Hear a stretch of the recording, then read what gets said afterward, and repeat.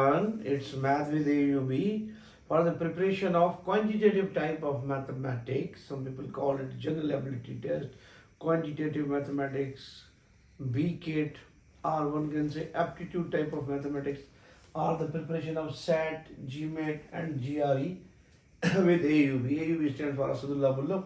Without wasting time, our lump sum question number 55 reads as: the first term in the sequence above is 2, 3, 5, 8 and 13. The sequence is given to us. 2, 3, 5, 8 and 13. The first term in the sequence is 2, the second term is 3 and the third term is the sum of the preceding two terms. Third term 5, it is sum of the preceding terms, 2 plus 3, 5. And 8 is the sum of the preceding two terms. 3 plus 5 is 8.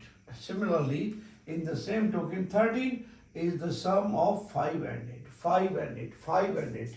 For each term of the second term, first term is 2, second term is 3, and the third term is the sum of the preceding two terms. This is the formation rule for this sequence. Its value represents the sum of the preceding two terms. What is the 10th term of the sequence? We have given a sequence whose first term is 3, second term is 3, first term 2, second term 3, third term 5, 8 and 13. The formation rule is third term is the sum of the preceding two terms. Fourth term is the sum of the preceding two terms. 13 is the sum of the preceding two terms. Every term from the third is the sum of the two preceding terms. It is our famous Fibonacci sequence. However, there are first two terms are 1, 1, they have not been mentioned. Fibonacci sequence, formation rule for Fibonacci sequence is each term after the third is the sum of the preceding two. Let's solve this question independently from term number third and so on. Each term is the sum of the preceding two terms. How to find next number? 8 and 13, it will become 21.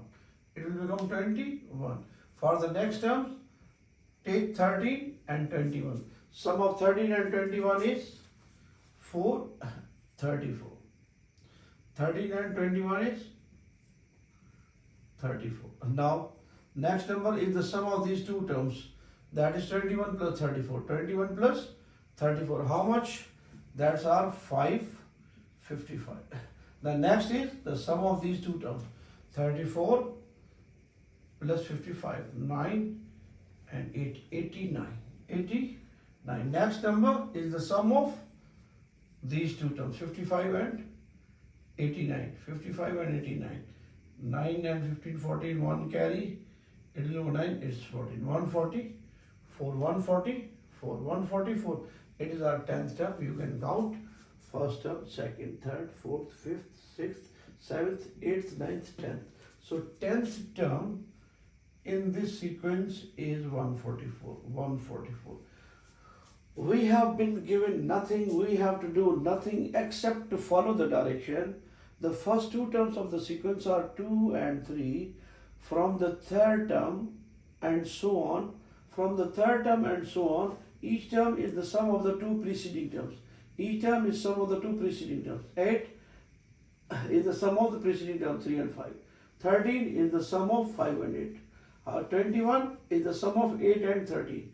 34 is sum of 13 and 21. 55 is the sum of 21 and 34. 89 is the sum of 34 and 50. Immediate preceding two terms. And 144 is the sum of 55 and 89. That is our required 10th term. 10th term in that sequence is 144. In quantity is set type of this type of question, mostly we have to follow the direction what is given to us. That is the ample proof of the ability to be checked for a student, how to what extent he is present mind, he or she is present mind, not absent mind, not absent mind. There is nothing that you can solve always, factorize algebra, this or that thing. They want you to be a sharp mind, a sharp shit who follows the direction in a quite simple fashion. Moving towards next question, that's our 56 we have.